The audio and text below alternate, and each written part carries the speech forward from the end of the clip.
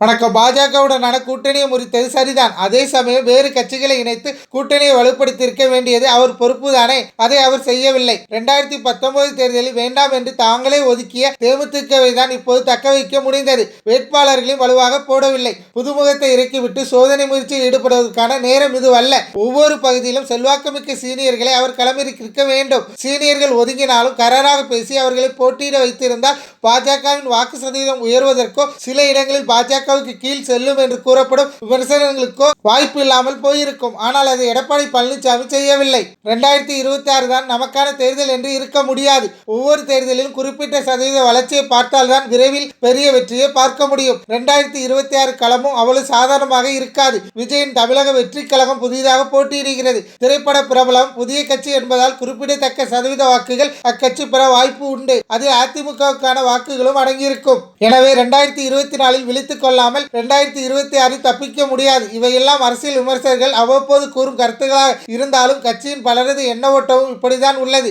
அதிமுக ஒவ்வொரு தேர்தலிலும் தங்களது வாக்கு சதவீதத்தை இழந்து வரும் நிலையில் ஒருங்கிணைந்த அதிமுகவால் மட்டுமே பழைய நிலையை மீட்க முடியும் என்ற குரல்களும் ஒலித்து வருகின்றன. யார் ஒருங்கிணைக்கும் பணியை செய்வது என்று பார்க்கையில் எஸ்பி வேலுமணி அதற்கான முயற்சியில் இறங்கி வருவதாக சொல்கிறார்கள். கட்சிக்குள் எஸ்பி வேலுமணி, எடப்பாடி பழனிசாமி ஆகியோரின் ஆதிக்கம் அதிகரிக்க தொடங்கிய பின்னரே சீனியர்கள் பலர் ஒதுங்கினர். சிலர் ஓரங்கட்டப்பட்டனர். இருக்கும் இடம் தெரியாமல் இருந்து விடுவோம் என்று சிலரும், மாற்று முடிவை சிலரும் எடுத்தனர். அந்த வகையில் கொங்கு மண்டலத்தில் இதற்கு முன் கோலோச்சிய செங்கோட்டையன் தனது வாய்ஸை குறைத்துக் கொண்டு ஈரோட்டுக்குள் மட்டும் வலம் வந்தார். டெல்டா மாவட்டங்களில் செல்வாக்கு செலுத்திய வைத்தியலிங்கம் ஓபிஎஸ் பக்கம் சென்றார். ஆனால் இப்போது இந்த இருவர் மூலமே ஒருங்கிணைந்த அதிமுகவை கொண்டு வர எஸ்பி வேலுமணியை முயற்சி செய்து வருவதாக அதிமுக வட்டாரத்தில் தகவல் வருகின்றன.